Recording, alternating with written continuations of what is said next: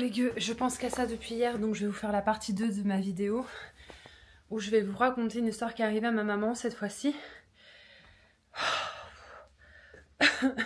Alors ça me fait pas peur du tout. Personnellement, par contre, c'est le plus chelou des deux choses que je voulais partager avec vous sur ma chaîne. Il n'y a que ces deux choses, il n'y en aura pas d'autres par la suite, mais je pense que ça vaut le coup quand même que je partage avec vous parce que j'ai besoin d'avis. Alors, ça date d'il y a quelques années, j'ai perdu mon papa est décédé. Et bon, il n'est pas décédé ici dans la maison, il est décédé à l'hôpital. Nous, on a du mal avec ça, on aurait voulu qu'il décède à la maison. Enfin bref, je vais pas parler de trucs comme ça, c'est un peu...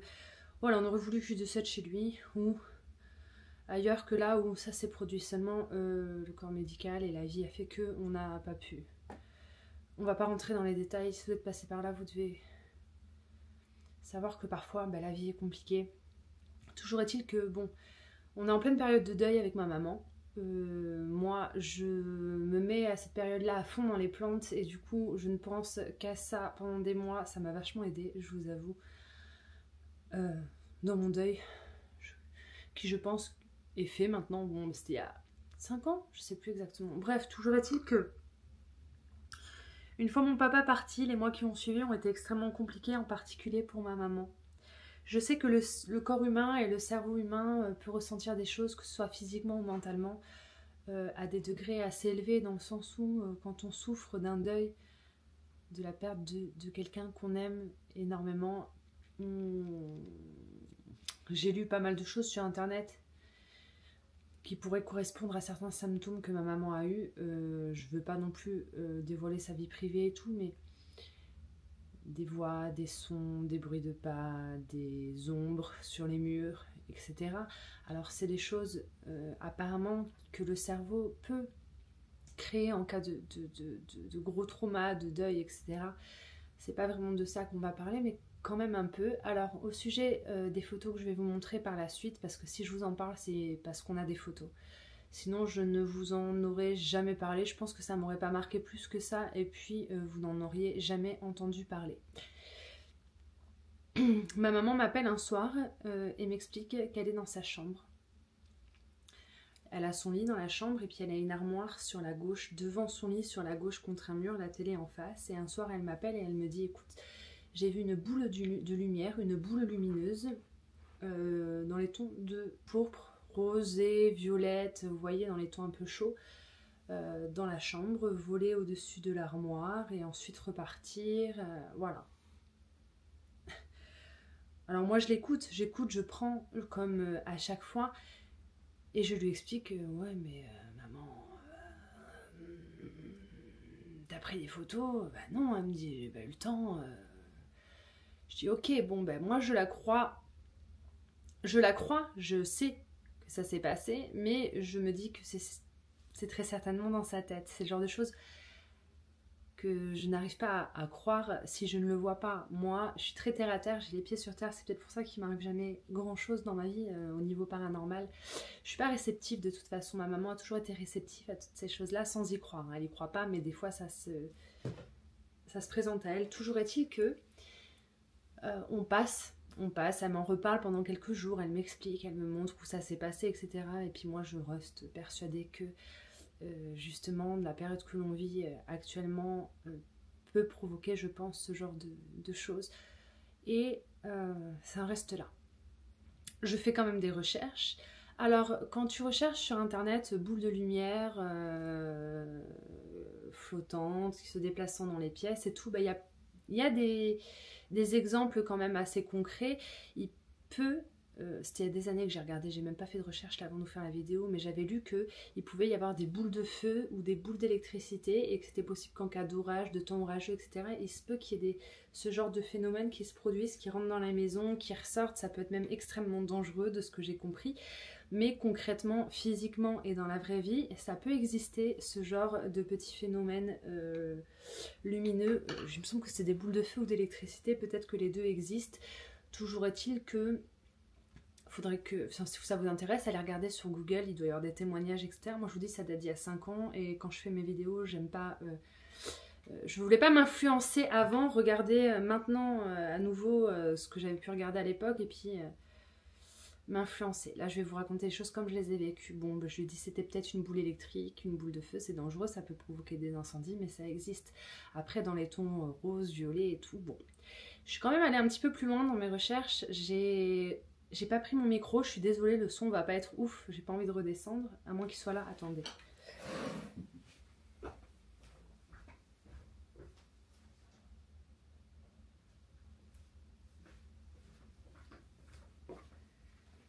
Le petit micro des Fafa, la petite pomponnette des pomponnettes. Voilà. Normalement, vous allez m'entendre un petit peu mieux. J'ai quand même, parce que moi, c'est toujours des trucs qui m'ont intriguée, comme je vous racontais dans ma vidéo précédente. J'ai toujours rêvé d'avoir affaire à des choses comme ça, un petit peu paranormales et tout, des choses un peu inexplicables. J'ai toujours voulu, ça m'a toujours attirée. Ça n'est jamais arrivé, sauf peut-être une fois le rêve que j'appelle rêve prémonitoire maintenant de la vidéo précédente. Toujours est-il qu'il pourrait y avoir des explications. Moi, ma maman, quand je lui en ai parlé, elle m'a dit « Mais écoute, il suffit que quand on est emménagé à l'époque, on ait eu la clé. Peut-être que ton père a mis ce lit en fer forgé dans cette pièce du grenier. Il a refermé, on a perdu la clé, on n'y est jamais retourné. Et puis des années après, t'en as rêvé. » Ce qui m'étonne énormément, puisque mon lit en fer forgé d'enfance est dans la cave. Je vous l'ai montré dans la vidéo précédente. Mais il se pourrait que j'en ai eu un. Celui qui est dans la cave, c'est vraiment la version de quand j'étais bébé. Il se pourrait que j'en ai eu un autre plus tard, quand j'avais 7-8 ans. Et ça pourrait être aussi un lit à moi. Mon père l'aurait mis dans cette pièce, il aurait eu la clé à un moment donné, je l'aurais peut-être vu faire. Pourquoi j'en rêve une nuit comme ça aléatoirement à 19 ans alors que je n'ai aucun souvenir de ça? Et je peux vous dire que j'ai une bonne mémoire, je peux vous raconter des souvenirs de petites sections maternelles, des trucs de fou. Bref, c'est quand même relativement possible. Le cerveau humain, des fois, il ressort des trucs. Bon, écoutez, toujours est-il que pour cette affaire-là, j'ai quand même voulu me pencher sur les orbes. Il m'est arrivé très souvent de regarder des enquêtes paranormales de Gus DX, tout ça. Et puis, c'est dans ce genre d'enquêtes et de vidéos que je me suis aperçue qu'il existait des orbes, vous savez, des espèces de petites boules lumineuses qui apparaissent sur les vidéos, etc. Ce sera apparenté à des esprits, ou bienveillants, ou moins bienveillants, en fonction de la couleur, nanana. Les orbes, on en a tous déjà vu, je pense, dans nos vies, pas à l'œil nu déjà. Je suis pas sûre qu'à l'œil nu ce soit visible, c'est plus des choses qui apparaissent à travers un appareil photo ou une caméra. Moi je sais que quand je filmais ou que je prenais des photos la nuit quand j'étais jeune en vacances à Senon-sur-Vienne chez ma mamie et qu'il y avait de la pluie fine ou autre, très souvent sur les photos je voyais des boules un peu partout apparentées à des orbes. Quand tu prends une photo, que le soleil y tape, il y a des orbes aussi. C'est peut-être pas exactement la même chose que des vrais orbes. Je vois pas trop où ils veulent en venir quand ils parlent d'orbes, de phénomènes, d'esprits, etc. Comme je vous dis, j'ai pas approfondi. Donc, quand elle m'a dit, un jour, elle m'appelle, elle me dit... je suis devant ma vitrine avec mes poudriers dans le salon et elle a une vitrine où elle a des poupées, des poudriers, tout un peu comme là, vous voyez. Les vitrines, elles sont pleines de poudriers, de trucs, Elle me dit, ça a recommencé. Cette fois, j'ai pu prendre des photos, puisque les fois d'avant, je lui ai dit, maman, c'est pas que je te crois pas, je te crois. Mais prends ton téléphone, essaie de prendre une photo parce que ce serait d'utilité publique et moi, ça m'aiderait énormément d'avoir une photo.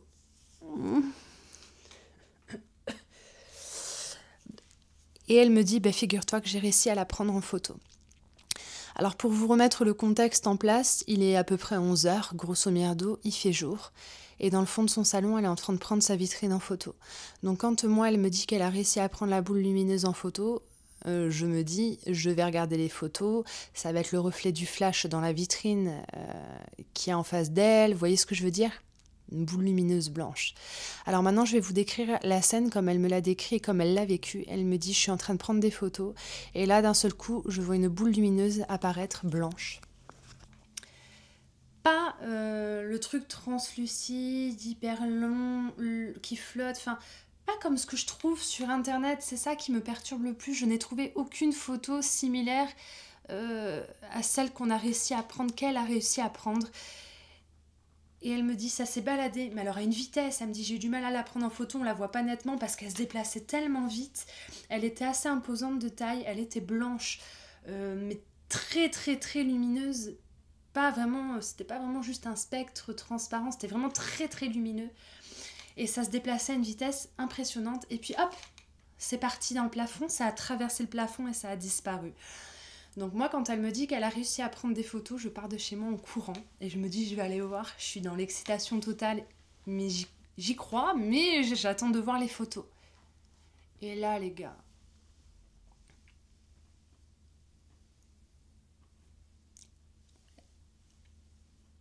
J'ai pas les mots. J'ai pas les mots. Donc j'ai les photos entre les mains et je me dis, ok. Donc ça, c'est pas le flash qui reflète dans la vitrine parce que du coup, comme ça passait devant la vitrine qu'elle était en train de trifouiller. Les vitrines sont faites de vitres en verre, donc si tu prends la vitrine en photo, tu dis que le flash, il va faire une boule lumineuse dans le verre de la vitrine. Ça va se refléter, c'est ça qu'on va voir sur les photos, pas du tout. Elle a réussi à capter cette boule blanche, enfin du moins une partie, parce qu'elle se déplaçait tellement rapidement que sur la photo, on aperçoit un morceau de la boule, voilà, sur le bord. Et en fait, on voit carrément le tracé que cette boule laisse avec les différentes positions où elle apparaissait avant. Mais c'était tellement rapide que les deux photos qu'elle a réussi à prendre, on distingue très bien. Mais c'est pas... Voyez, vous... Ah, c'est horrible! Alors, avant de vous montrer les photos, je vous explique ce que j'en ai fait. Je les ai prises, ces photos, et puis j'ai mis des posts sur Facebook, j'ai mis des trucs sur des sites un peu paranormaux, etc. pour demander des avis. Autant vous dire que les retours ont été ou trop ou pas assez à mon goût. J'ai jamais trouvé de juste milieu ou de réponses qui ont pu concrétiser mon questionnement. Beaucoup m'ont dit c'est un esprit, c'est bienveillant, nanani, nanana. Mais ouais, mais dans ce cas-là, si c'est déjà arrivé à d'autres que c'est un esprit, que c'est bienveillant et tout, je devrais trouver des photos sur internet. Je veux dire, c'est pas la seule à qui c'est arrivé, donc forcément d'autres gens ont dû prendre des photos. Moi, les photos que je vois quand je tape orbe, esprit, machin, il n'y en a aucune où c'est aussi net et où c'est aussi concret. Et du coup, la réponse ne me convient pas. Et d'autres m'ont dit c'est un montage, quoi. C'est un montage. C'est pas réel, ça n'existe pas. L'appareil photo était sale. Pourtant, vous verrez, hein, à un moment, elle apparaît bien face à l'appareil photo et l'autre, elle a commencé à monter, elle a réussi à la reprendre. Donc, c'est vraiment pas au même endroit à chaque fois. On arrive à imaginer la vitesse à laquelle ça va parce que pour que ce soit aussi dessiné, c'est impressionnant. Impressionnant à voir. Je voulais vraiment le partager avec vous maintenant, quelques années après. Mais bon, quand j'ai eu les retours sur internet, j'ai vite effacé les photos, j'ai vite arrêté d'en parler, etc. Et aujourd'hui, j'ai envie d'en reparler, donc j'en profite parce que ça risque de me passer. Et là, aujourd'hui, je me suis décidée à partager ça avec vous. Je me dis peut-être que quelqu'un verra cette vidéo et aura eu affaire à ce genre de choses. Toujours est-il qu'on ne pourra plus dire que c'est faux ou que ça n'a jamais existé. Vous me connaissez. Je ne suis pas du genre à faire du chipotage ou à créer du drama, etc. C'est pas mon truc du tout. Si je partage ça avec vous, c'est parce que c'est 100% réel et parce que de toute façon, avec ma maman, on n'a pas les capacités de faire des montages de ce genre ou de s'amuser à ce genre de conneries. Voilà.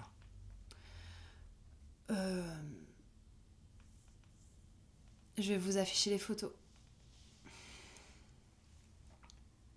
J'en reviens pas. J'ai mis du temps à les retrouver, elles étaient rangées dans des dossiers, je savais plus en quelle année exactement ça s'était passé. Voilà la boule lumineuse qui est apparue dans le salon de ma maman en plein jour. Sachant que la fenêtre du salon était fermée, qu'il faisait clair et beau dehors, il n'y avait pas d'orage, c'était pas orageux, rien du tout. Et puis ce n'est pas rentré par la fenêtre, parce que comme je vous précise, la fenêtre était fermée. Et elle s'est baladée comme ça à vitesse grand V dans le salon. Et puis elle a fini par repartir comme elle était venue en traversant le plafond. Est-ce que tu as vraiment fait une vidéo à ce sujet-là? Oui. Est-ce que tu te sens la partager sur les réseaux? Oui. Est-ce qu'il y a une explication concrète à tout ça? J'en aurais vachement besoin. Vraiment. Clairement. Voilà. Donc ça fait pas peur, mais c'est bizarre. Je voulais laisser une trace de ça et c'est chose faite. Ça aurait été rapide. Hein. Faudrait pas que c'est chiant de m'entendre parler pendant 15 minutes avant de pouvoir avoir la chance de voir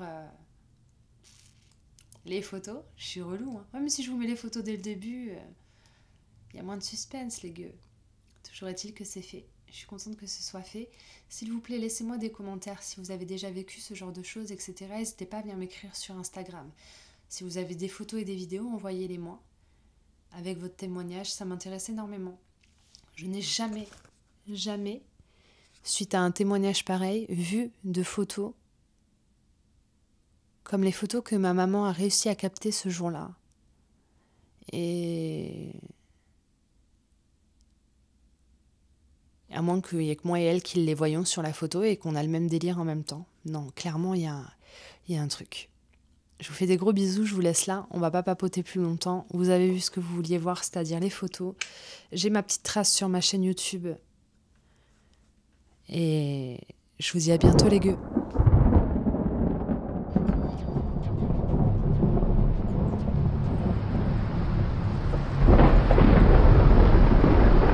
La fois où j'ai réussi à voir cette boule de foudre, l'orage venait d'éclater mais au loin, c'est ça qui était assez étrange. J'ai entendu nettement la foudre tomber.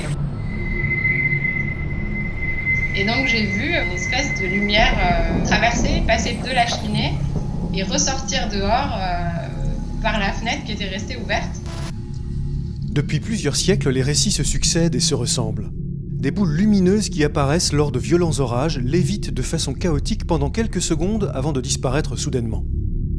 Mais le phénomène est imprévisible et extrêmement fugace. Difficile donc pour les scientifiques d'apporter la preuve formelle de son existence. Après, ce qui est bizarre, c'est quand on en parle, les gens ne croient pas vraiment. Ou nous disent qu'on a trop regardé Tintin.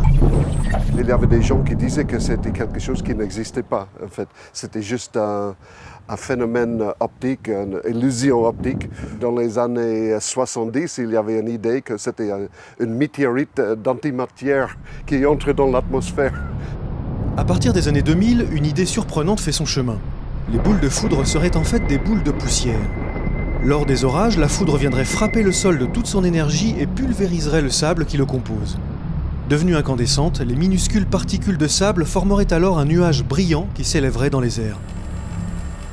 Quelques années plus tard, en 2006, le physicien israélien Eli Gerbi réussit à reproduire un tel nuage en laboratoire, puis l'analyse avec l'aide de Brian Mitchell.